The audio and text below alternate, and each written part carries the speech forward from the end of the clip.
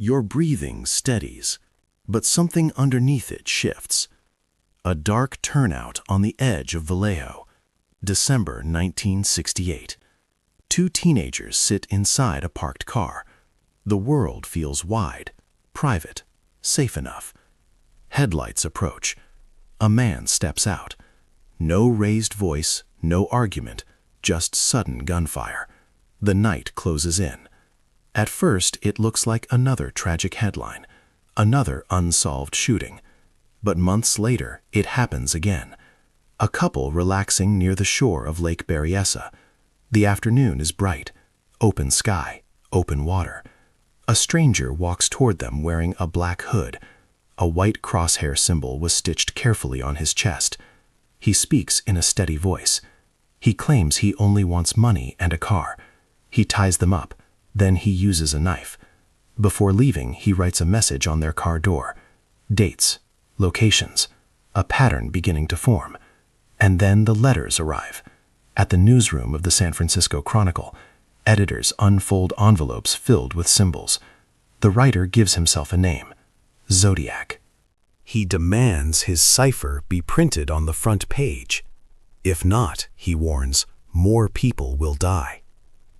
Police departments across Northern California try to connect the pieces. San Francisco Police Department, Vallejo Police Department, Napa County Sheriff's Office. Different counties, different crime scenes.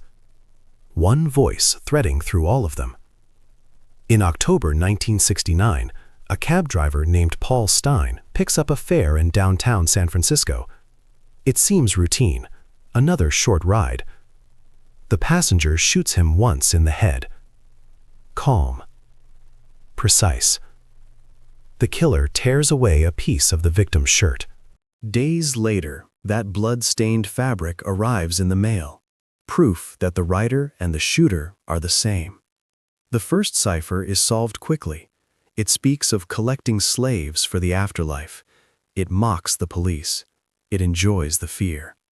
Another cipher, longer and more complex, resists every attempt to decode it. For decades, it remains silent. Suspects come and go. One name draws intense focus. Arthur Lee Allen. He owned a watch branded with a crosshair symbol. He lived near key locations.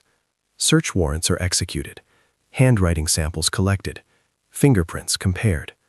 Nothing definitive. The case slows. The letters become less frequent. Then they stop entirely. But the evidence stays. Boxes in storage rooms. Envelopes sealed in plastic. Stamps preserved with care. Time passes. Detectives retire. Some pass away. The mystery settles into American culture. Referenced in books. Discussed on radio. Studied online. Then, forensic science shifts the ground. When genetic genealogy identifies the Golden State Killer decades after his crimes, investigators take a new look at Zodiac's letters. They examine the glue on the stamps, the edges of envelopes, searching for touch DNA, microscopic traces left behind unintentionally. Profiles are developed, but they are partial, sometimes too weak, sometimes contaminated by handling over the years.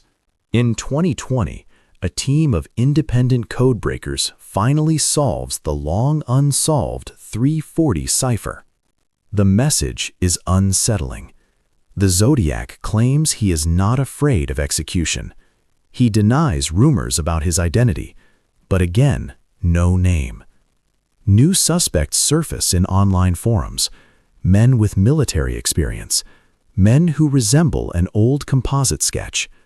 Theories grow. They fade, because resemblance is not evidence. Suspicion is not proof. The Zodiac wanted control. He wanted to shape the narrative, to feel larger than the investigation chasing him. More than half a century later, his identity remains officially unknown. Some investigators believe the answer is already there, not in a confession, not in a forgotten witness, in cells, in a strand of DNA trapped beneath dried glue. Science continues to advance. Sequencing grows more precise. Databases expand.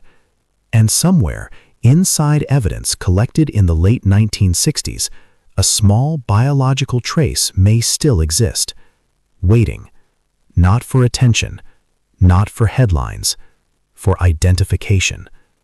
Until then, the crosshair symbol remains suspended in history, a mark without a confirmed name, a voice without a verified face, and the question lingers quietly, not who he claimed to be, but who he actually was.